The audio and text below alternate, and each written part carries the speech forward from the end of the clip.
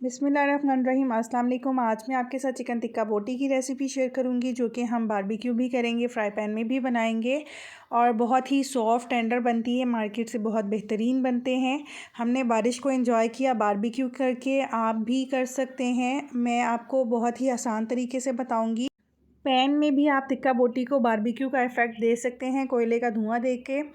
सबसे पहले चिकन को मैरिनेट करेंगे। 1 केजी मैंने चिकन लिया है। थाई और चेस्ट पीस दोनों को मिक्स करवा के, उसको बोनलेस करवा के, तो इस साइज़ की मैंने बोटी कट करवा ली है। इसको अब मैरिनेट करेंगे। उसके लिए मैंने 1 टेबलस्पून धनिया पाउडर लिया है, 1 टीस्पून ज़ीरा पाउडर है, 1 टीस्पून गरम मसाला पाउडर है, 2 टेबलस्पून किसी भी ब्रांड का टिक्का मसाला ले लीजिए और 4 से 5 टेबलस्पून दही लिए, हंग कर्ड है जो मैंने मलमल के कपड़े में टांग कर पानी निकाल दिया था, 2 टेबलस्पून लेमन जूस है, 1 टेबलस्पून जिंजर गार्लिक पेस्ट है, 1 टीस्पून सॉल्ट है, आप अकॉर्डिंग टू टेस्ट ऐड कीजिएगा, और 1/4 टीस्पून फूड कलर है। अब ये सारा कुछ मैं चिकन में डाल के चिकन को मैरिनेट कर लूँगी। लेमन जूस, दही, जो भी सारे स्पाइसेस मैंने आपको बताए, ये सब कुछ मैं चिकन में डाल के चिकन को अच्छे से मैरिनेट करूँगी। आप इसको मैरिनेट करके 2 से 3 घंटा ज़रूर छोड़िएगा। मैं इसको सिर्फ़ 1 घंटा ही छोड़ रही हूँ, क्योंकि बारिश हो रही है तो अचानक से प्लान बना है बारबेक्यू करने का। जो बच्चे गोश्त शौक़ से नहीं खाते, उनको आप बारबेक्यू करके दीजिए। इस तरह से बच्चे गोश्त भी खा लेते हैं और बड़ों का तो वैसे ही फेवरेट होता है बारबेक्यू।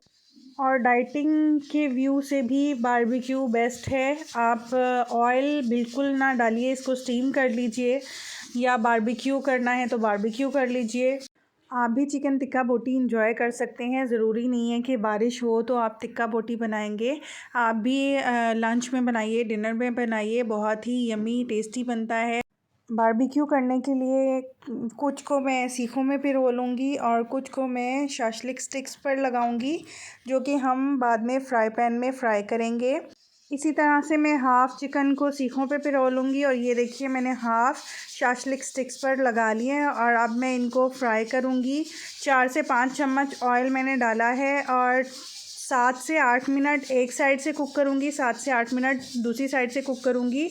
ओवर कुक नहीं करेंगे, ओवर कुक करेंगे तो चिकन ड्राई हो जाएगा। लास्ट में मैंने कोयला दहका लिया था, कोयला रख के, तो कोयले पे थोड़ा सा ऑयल डाल के कोयले का धुआं दे लेंगे।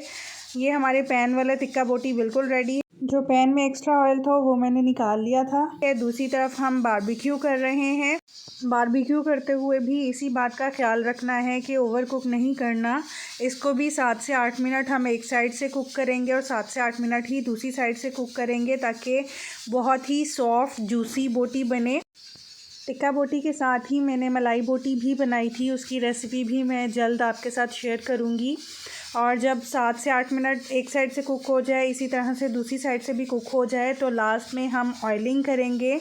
ऑयलिंग से बहुत अच्छा इफ़ेक्ट आ जाता है, और ये जो सारे धुएं उड़ रहे हैं ये ऑयल लगाने से ही है। और जो छोटे छोटे टिप्स मैंने आपको बताई हैं, आप भी उसको फॉलो करेंगे तो आपके भी टिक्का जो है बिल्कुल मार्केट जैसा बनेगा। अब मैं इनको इस तरह से डिश आउट करूँगी, कुछ को मैं इसी तरह से सीखों के साथ ही सर्व करूँगी। आप यकीन जाने, बिल्कुल ऐसे लग रहा था जैसे हम मार्केट से लेकर आए हैं, बल्कि उससे भी बेहतर टेस्ट था इनका। जब इतने कम बजट में हम घर में बना सकते हैं तो आप भी ज़रूर बनाएं। अगर आप नए हैं मेरे चैनल पे तो प्लीज़ सब्सक्राइब कीजिए। कमेंट्स में ज़रूर बताइएगा रेसिपी कैसी लगी, और रेसिपी को शेयर भी कीजिएगा, और अपनी दुआ में मुझे याद रखिएगा।